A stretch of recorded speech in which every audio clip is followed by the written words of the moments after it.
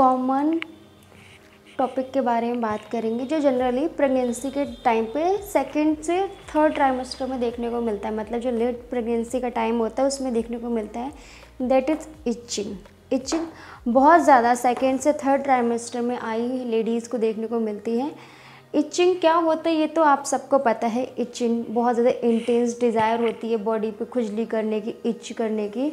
तो ये जो इच है लेट प्रेगनेंसी के दौरान होती है, इसका मेन रीज़न क्या है, बेसिकली ये क्यों होती है। रीज़न्स की बात करें तो सबसे पहले हम बात करेंगे हार्मोन की। जो बॉडी में ईस्ट्रोजन हार्मोन बनता है उसका जो लेवल होता है वो इंक्रीज़ हो जाता है, इंक्रीज़ इन ईस्ट्रोजन हार्मोन।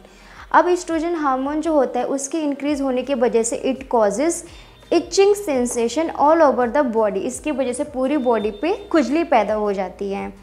सबसे पहला रीज़न तो हमारा जो नॉर्मल है, प्रेगनेंसी के दौरान एस्ट्रोजन हार्मोन का जो लेवल है वो इंक्रीज़ हो जाता है, इस हार्मोन की वजह से इचिंग होती है।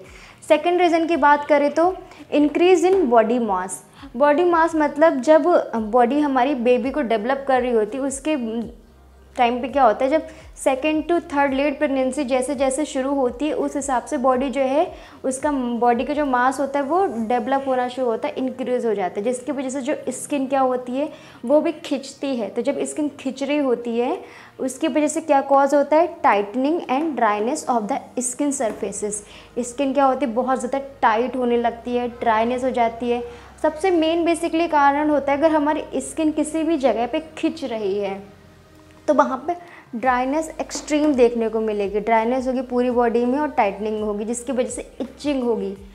ड्राइनेस में नॉर्मल इचिंग होती ही होती है, कहीं भी अगर बॉडी में ड्राइनेस है तो इचिंग वहाँ पे होगी, लेकिन प्रेगनेंसी के दौरान जब बॉडी मास इंक्रीज़ हो जाता है तो ड्राइनेस बहुत ज़्यादा बढ़ जाती है जिसकी वजह से बहुत ज़्यादा खुजली बढ़ जाती है। तो अब इन दोनों रीज़न की बात करें तो ये एस्ट्रोजन हार्मोन का बढ़ना और बॉडी मास के बढ़ने की वजह से खुजली होना, ये दो हैं, ये नॉर्मल है रीज़न्स कि हाँ ये तो होंगे ही होंगे। और these both can be relieved by using regular moisturisers और ऑयल्स। तो इसका कोई सॉल्यूशन नहीं है कि हमने कोई दवा ली तो खुजली ठीक हो गई, ऐसा नहीं है। जब तक प्रेगनेंसी है तब तक ये इचिंग वाली जो दिक्कत है इन दोनों की वजह से पैदा हुई वो रहेगी। इसके लिए हमें क्या करना है, नॉर्मल मॉइस्चराइजर्स या ऑयल्स वगैरह जितना हमें बॉडी को मॉइस्चराइज कर पाएंगे उतना हमें करना है। क्यों? क्योंकि हमारी स्किन बहुत ज़्यादा ड्राई है and these are normal part of pregnancy. ये दो रीज़न्स हैं, एस्ट्रोजन हार्मोन्स और बॉडी मास इंक्रीज़ होने का, ये प्रेगनेंसी के नॉर्मल पार्ट है। अब हम थर्ड रीज़न की बात करते हैं तो वो है cholestasis of pregnancy. Cholestasis of pregnancy क्या होता है, ये एक तरह की लिवर कंडीशन है। हमारे बॉडी के अंदर लिवर जो है प्रेगनेंसी के दौरान लिवर में बहुत सारे चेंजेस आते हैं। नॉर्मल जब बॉडी मास इंक्रीज़ हो जाता है नॉर्मल व्यक्ति का तो उस दौरान भी लिवर में चेंजेस होते हैं, और जब प्रेगनेंसी होता है तो उस दौरान भी बॉडी का जो मास होता है वो इंक्रीज़ हो जाता है। तो उस दौरान प्रेगनेंसी के दौरान भी कई सारे हार्मोन्स सिक्रीट होते हैं जिस वजह से लिवर में चेंजेस आते हैं। तो cholestasis of pregnancy is a kind of liver condition in pregnancy. इसमें क्या होता है, लिवर हमारा क्या करता है, बाइल सॉल्ट्स को प्रोड्यूस करता है। तो जो बाइल सॉल्ट्स होते हैं which are not gone out of the liver, जो बाइल सॉल्ट्स लिवर हमारा प्रोड्यूस कर रहा है वो लिवर से बाहर नहीं जा पा रहे हैं।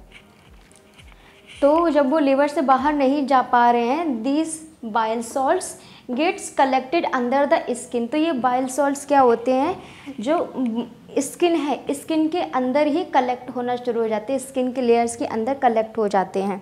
तो जब ये स्किन के लेयर्स के अंदर कलेक्ट होना शुरू हो जाते हैं देन दीज बाइल सॉल्ट्स क्या करते हैं, produces itching all over the body.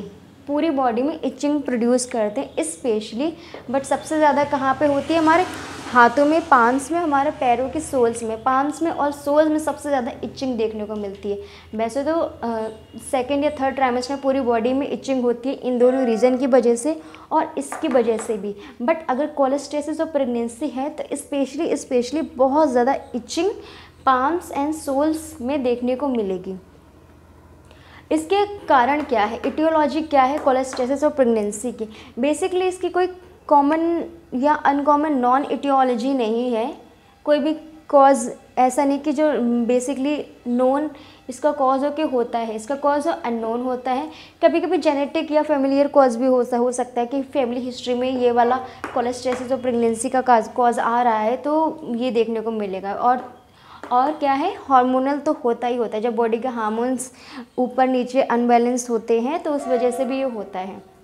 तो सेम इसमें क्या करना है, मैनेजमेंट की बात करें तो मैनेजमेंट सेम इसकी इन दोनों की तरह ही बॉडी को मॉइस्चराइज़ करना है, मॉइस्चराइज़र ऑयल या लोशंस यूज़ करने हैं। प्लस अगर बहुत ज़्यादा इंटेंस इचिंग हो रही है तो हमें अपने डॉक्टर से कांटेक्ट करना है, डॉक्टर को बताना है कि हमें बॉडी में इतनी ज़्यादा इचिंग हो रही है और मेडिकेशंस लेने हैं हमें।